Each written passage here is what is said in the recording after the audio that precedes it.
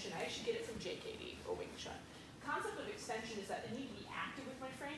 I can't just put a knee in front of the person and expect that to stop them. So instead, I want to think about my knee being here, and my heel never goes past 90. Because I want to drive from my posterior chain, which is in my hamstrings and my glutes. So that's the strongest part of my body. So let's use that. Okay? When people say don't use muscle in jiu-jitsu, it's kind of a misnomer. You do want to use strength, but you want to use the correct muscle groups. So large muscle groups against small muscle groups, not the other way around. Does that make sense to everybody? Yeah. So I've seen a lot of us bringing our knees across and being kind of crunched up here. I used to do that a lot too because I'm so flexible and I used to come underneath people. Then I had 2 rib injuries. And I found that putting my spine in the correct mode of operation is much safer for my body, so I don't do that as much anymore. So I do a lot more extension on the bottom, so you'll see my knee, hip is it's all going to be in a straight line. Now let's talk about some different things that we can do. Kim, do you want to help me out? Yes, ma'am. Thank you. I like to share the wealth. So do any overhead leg pass this way. So when you use an overhead leg pass, perfect. So when I insert this, you see a lot of people doing this. You feel that? You can collapse that really easy. Yeah, that's pretty. So when I insert the knee, you can do it 2 ways. You can do it on the knee. Now people are going to ask me about leg locks. You can also make it vertical. When you make it vertical, it is very difficult for him to attack this leg now. When I go here, it makes it really easy for him to attack that leg. But if I go vertical, this is still strong though. You feel that? Yeah. It's not this. Man. Yeah, so I either insert here or here. It depends on where I'm feeling the pressure. So you can make this more vertical. What I don't want to see is don't want your knee go past center line. When your knee goes past center line, you're going to pass anyway. So let's just say I'm a little more late. Okay, he starts to come around. Perfect. That's what it. So I want you to do me a favor. Yes. Could you crossbody me? Sure. But I want you to put this hand behind your back. This hand? Yeah. All right. He already doesn't like this. Not even at all. Yeah, okay, go. There's no way you could keep me down, right? Nope. Yeah, okay? There's no, you felt it immediately. Yeah. Why can't he hold me down without that arm? Create space. Yeah, that's his anchor arm. He needs that to maintain crossbody. Who did I roll with? Rachel? Yeah. You need it, right? So if I take that away, so that's all I need to block then, right? We all try to, so when people start to pass us, what do we normally do? And I used to do it too. We usually go like here. It doesn't matter, he's already gone across my body. So what do I actually need to block? The arm. So if he does an over leg pass and say I'm a little late, I couldn't insert the knee, I block here. Okay, this is what I do. Now notice I'm not grabbing. You can tell I have hand and wrist injury, so I don't do that. But if I frame, yeah, you don't like that. No, this doesn't feel good. No, it's not this. You guys see the difference? Because if I frame up here, now I'm using my chest and my lats, and I monitor this hand. I don't grab it. Because if I monitor it, then I can follow. But if I try to grab and then you break the grip, yeah. Right, but here, I'm a little looser. Now when you move, I move with you. Yeah. So what I want to do then is I shrimp, I insert the knee, go back to the first one. There's like a mode of operation. There's early, during, and late. Late, it means you got to skip crossbody. Okay. So let's try to address it early. So he goes to pass again, and I'm late. Oh no, Caleb's so good. Insert the knee, stretch myself out, extract the bottom leg. Back to guard. Okay? Yeah. So I'm going to go slowly over the hand. So this is where I need to be. So I see a lot of people like this. Always try to be on your side. Don't try to be flat. You want to be active in guard. So the frame is here. The frame is not here to here. The frame is here to here. Okay? So the elbow is the strong part of the frame, or the extension. Shrimp. Insert the knee. Now where's the strong part of the frame? Here. It's not here to here. It's here to here. So I'm just transferring the frames. Make space. Back to open guard. All open guard is maintaining that space. In my mind, there are only 2 types of guards, open and closed. I don't like to name them all because it's just maintaining the space. Are there any questions about this, or does anyone need to see it again? What are you doing with your hand on the wrist? Are you going palm? Are you going forearm? It depends on the length of me and the length of my opponent. Okay, so you and I are closer to the same size, right. So it's easier for me to go hand and just kind of monitor. And I'll do the reason I do hand, like the palm, is just depends on like what the person's doing. So if I wanted to attack, I could. How close you want them? Yeah, exactly. Okay. But I don't like to get underneath the person anymore. I used to do a lot more of that, but like I said, when I started going with bigger guys that were higher ranking, I would get cradled vertically. It didn't take a lot for them to grab my head. So I try to keep them away from my head. Makes sense. So yeah, I could come underneath people for sweeps, but I feel like that compromises my spinal alignment. I dislocated 3 ribs last year, so I don't really try to come underneath people. I try to really get extension in my body. I find that we allow our spines in jiu-jitsu too much flexion. and I like to get more extension. It's like who here lifts? Does like a deadlift or something? Would you ever like round your spine on a deadlift? No, you break your back. So why do we do it in jiu-jitsu when someone's on top of us? Yeah. Because I want to get the sweep and the 2 points. so I frame, and so you can use your forearm, but it depends on the size of me and the size of my opponent. If the person's really tall, I may not reach them with my forearm. Okay. So there's no right or wrong. As long as you're monitoring, you're not grabbing. Because I find if you're grabbing, you're tense, and you can't follow as well. Does that answer your question? Sure. Thank you. Any other questions? Okay, let's go get this right. About 10 each person. Ready? 1, 2, 3. If you have questions, please raise your hand. It's okay. I'm here to help. I want to make sure everyone gets it.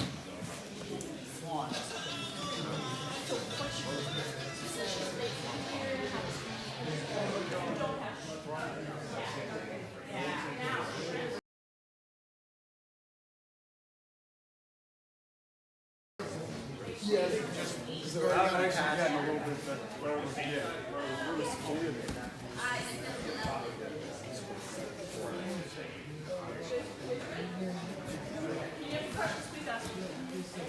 So you might need to make more space than I do because so this frame here, you want to just strip all the lines before you can insert this. Okay? Yeah, carrying a little more space than I do. You have better skills. Body type. Yeah, you do like 2 on this side. I was gonna do 2 on this side. I was like,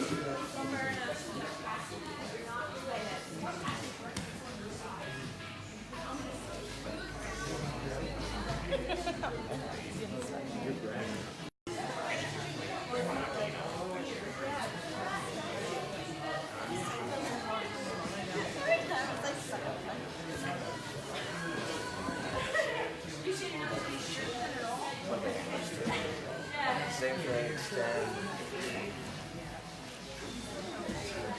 Nice. So if he's not without that stuff, yeah, he's not over.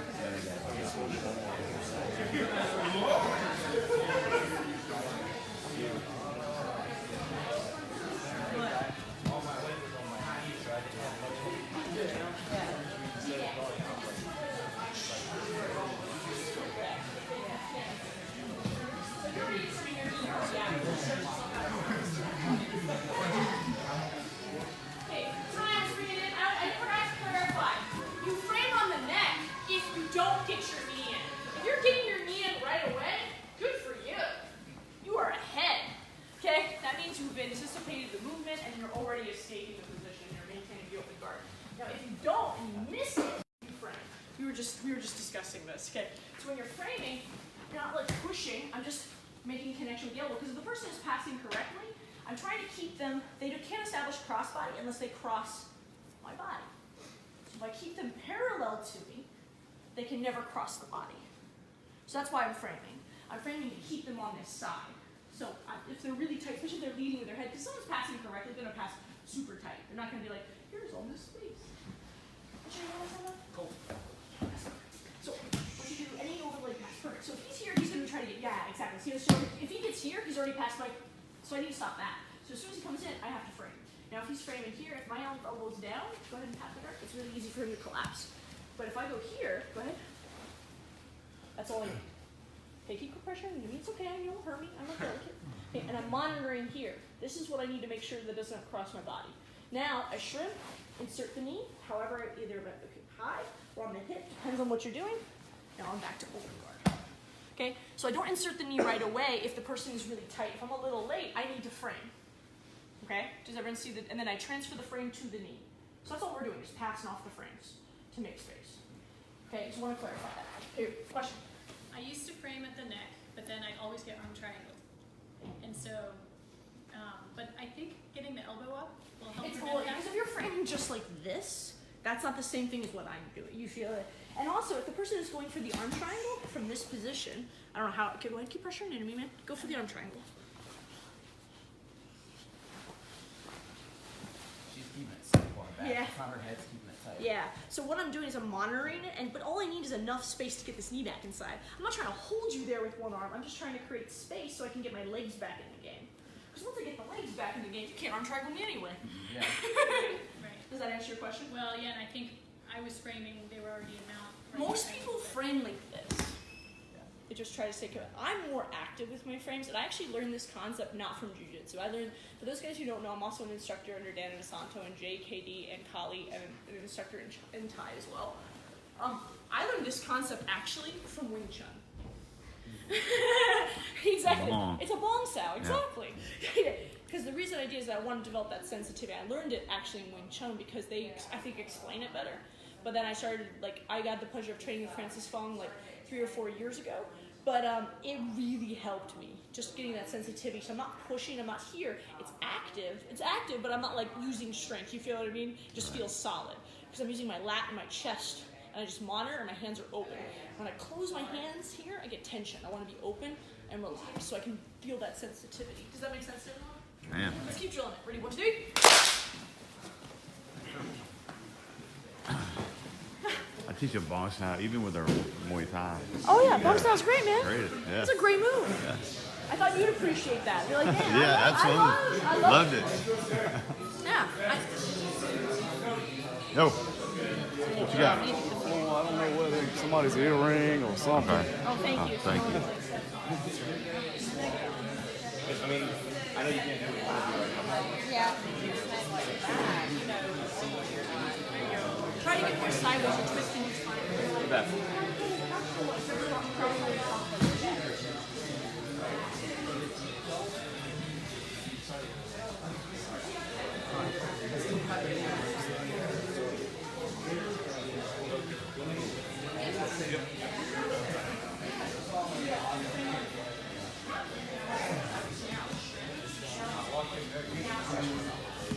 Now, there you go. You gotta do the motor operation. Your frame first, shrink. By the end of that, I've got a ton of space. Yeah, I used to grab a lot more, and then I never thought it was so fast. But I have my grips. So I'm very strong. Elbows out, just by pushing elbows in. Oh man, did you see that too? What that creating?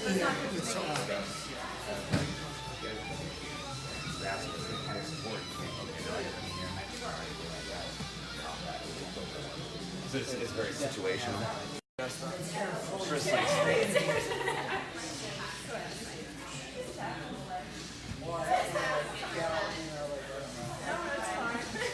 Excuse me. Oh, you get your knee in your ass. Just get your leg. It's like if you get past it here, now it gives me room to get my knee Your in. knee is here. That's it. No, Probably get that's it. Now shrimp. And shrimp. Back to guard. See, you don't space more space. Yeah. So we're just not maintaining that space. And then if you never get stuck, then you get past the red leg.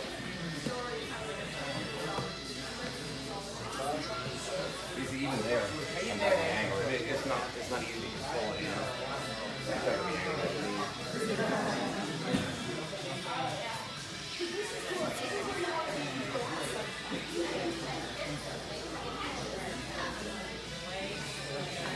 And even if I were to, it's not a great position for it anymore. Like You know? if you're not close enough. I don't have good control of the knee line.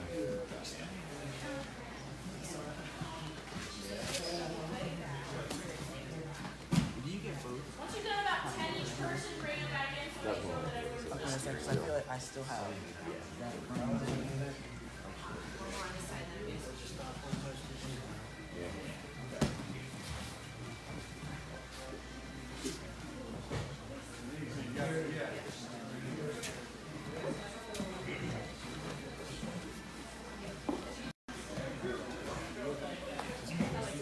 I'm a huge fan as well.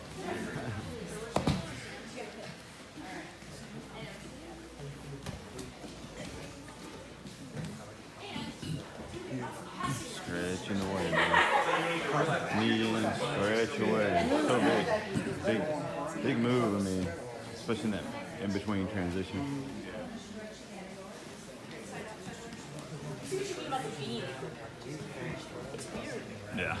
You get used to it, though. Yeah, you do it. But in teaching, I'm just like, I can't see that. Yeah. Are they paying attention? I don't know. Okay, guys, bring it in. And I mean, so how's everyone feeling with that? Pretty good? You guys are putting it up pretty well. So remember, if the knee is already in, you're up early. You're early, you're fine. If you're a little late, then you start framing, making space, insert the knee, go back to the first one. Now, what if you're really late? That's when we're running into the big issues. And there's a concept I want you to think about when you're dealing with open guard. This is all over the leg passes. I want to clarify. If you think it's a little different for under the leg passes, and we'll talk about that next. When you're doing over leg passes, I used to do this a lot. He is pretty flexible, or was a guard player, I would say. Like smaller, plays like guard. Just me. Okay. Okay, come here, bud. You feeling flexible today? Okay, so when you're dealing with people who are usually more flexible, what happens is that we let our guard get past a little bit, and we just throw our legs back over to get back to guard. I used to do that all the time. I'm with you guys. I understand. But what I want you guys to change it is if you're super late, I want you to take this concept of just make the guy work uphill. And what I mean by that is get up. A lot of us lay down and we're like, oh, we're playing guard. Why don't we just get up? So I'm going to do this side just because my wrist is jacked on this side. So if he starts to pass and I'm super late for any over the leg pass, I just work up. So you're fine, man. Don't worry about it. Okay? And I work uphill just here. Now this is even harder. Now he has to move a little bit differently. Now, even if he's around my legs or over my legs, get over my legs, I can even just put my feet together, shrimp this way. Now I can go back. Okay? But that's just the concept of working uphill. Okay, sorry about banging your head now. Okay, so when I'm here and he goes over, I just go up. So the idea about holding up is going out here. I can go to my elbow. You can even go to your hand. I usually go to my hand for bigger guys. And I can even sometimes push the head. Because remember, if I always keep him parallel to me, I never let him get perpendicular because he never established cross-side. So I just want to keep him on this plane. So just getting up, I won't get smashed as much. So I started doing this to a good friend of mine, Tommy, and he's probably closer to 200 pounds. He's a really good brown belt. And I noticed if I just get up with him, even if I just get to my elbow, just getting him here, and then I do the same frame, now you already don't like this as much. You have to move. Now this makes it easier for me to make space, and then go back to the first one.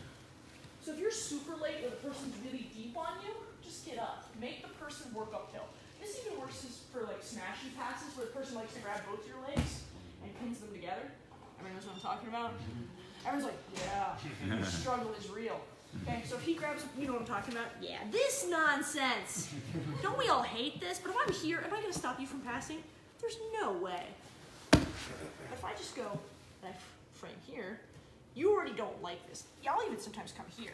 You have to make a commitment to something, right? I'm putting the ball in your court. You got to move. You got to transition, right? So when you start to transition, that's when I start making space. Okay, does that make sense? Because he doesn't like that. Just by making the guy work uphill. Okay, so if you're super late, just make the guy work uphill. That's all you got to remember. So I'm going to come out, elbow, hand. Just like you go on for a setup sweep. And then the same frame, either here or here, depending where their head is. Then I make space, go back to the first one. Simple? Awesome. Just not easy. Okay, ready? Let's give it a try. Ready? 1, 2, 3. Head okay, man? Yeah. Yeah, you fight him, man. Poor Sean. He doesn't seem fragile to me. I can feel it. He's got that wire. Are you gonna post this? Huh? You're videoing right now. No. Oh, I am, but I was just walking over here. Wrestling match, anybody like twice as That's it. Wait a minute. See, you just beat each other up. I got that enthusiastic.